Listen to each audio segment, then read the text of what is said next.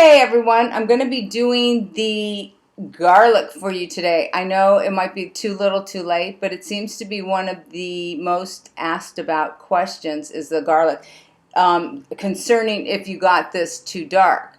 Now, this one right here, of course, you can see it's not too dark, but I just want to talk a little bit about your approach to the garlic. Now, I've got phthalo blue on my brush and I'm tapping this in, and it's such a light glaze that I don't even know if this camera is going to pick it up. Okay, but remember, if you are to paint this again, you can. It doesn't have to be just yellow.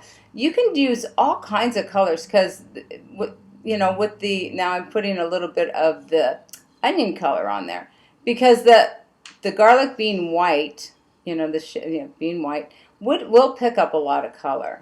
So feel free to, I found for me the easiest way to paint this garlic was to start at the bottom, see that, and then drop in color and make this nice little distinction right here at the bottom of the garlic, so it looks like it's rounding up, and then leave the top part here white until the very end.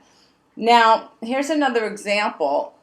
I'm going to show you my next step. And you can see, because I am heavy-handed, like I've said before, you can see here that I've got my garlic painted in, and there's some, there's a little bit of texture there. You can add more texture to your garlic right here.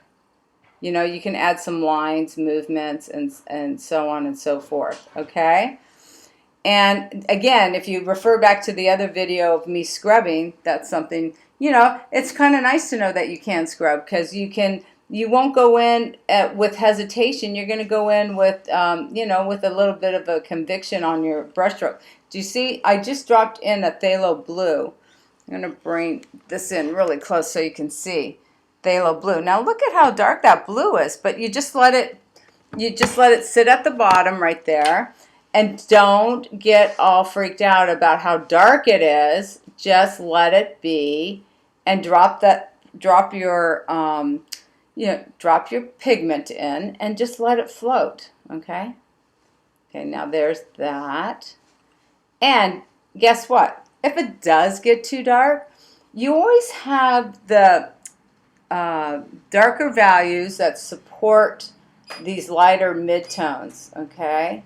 Look at this. I can drop in some dark shapes right here on the edge of this bevel, and that's going to, and I believe that this really enhances this painting when you add a little bit more of a darker value. Not only did it help support my garlic, it helped support the beveled edge, okay? So, with that being said, I'm going to flip to, let's see what I have on the next page. I've got, I've got this garlic that's gone even darker. Do you see? And this was the one that I was going to show you this example. Again, you can come in, okay? I know the first knee-jerk reaction is to lift, because you're thinking it's white. Well, don't worry about the fact that the garlic's white. How about if you bring in darker shapes right here? Your darker values help support the lighter values, and all you have to do is drop in some surrounding shapes that are darker, and these darker values right here, what do they do? They enhance your lighter values. Okay, now the last thing I want to touch on for this video is I'm going to talk a little bit about the onion now. And same thing. A lot of you, I saw you have, not a lot, but there was a couple of images that came through that has these really dark lines that are right here for your garlic. I mean, for your red onion. I'm sorry, we're going to be talking about the red onion. See these lines right here? Now, if you have too many of those, the best thing you can do, and it's like you've set this up perfectly for success. So you can come in and you can take a flat brush, brush it on, okay, brush it on, twist and turn, and continue down. So make those lines thick and thin, and give it some character instead of just having it having these straight lines going all the way around, trying to get the roundness of the onion. You can also enhance it by adding, you know, another glaze in between those lines, just like that. Okay, so that's today's demo, and we're going to be talking about next. I'm going to show you the shadow. That's the last demo that I'm going to have for you all on this image, and then we're going to start with the orange juice squeezer.